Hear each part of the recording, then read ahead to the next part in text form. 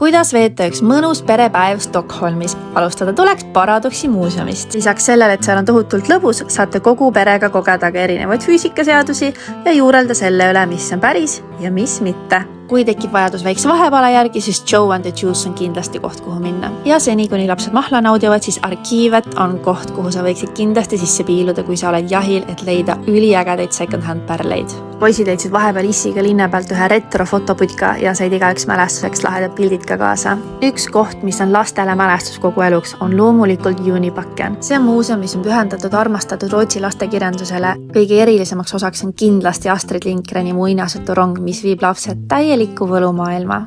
Ja loomulikult, kui sa juba Stockholmis oled, siis on Rootsi traditsioonilised lihapallid kohustuslik amps. Kui teil õhtul lõpuks veel energiat alles on, siis Junibackeni kõrval asub ka legendaarne Vaasa muuseum ja see tõesti on põnev nii suurtele kui ka väikestele. Ja siia lõppu minu enda kõige lemmikum soovitus on lihtsalt Stockholmi parkide külastus. Need on võrratud kohad, kus lihtsalt niisama olla.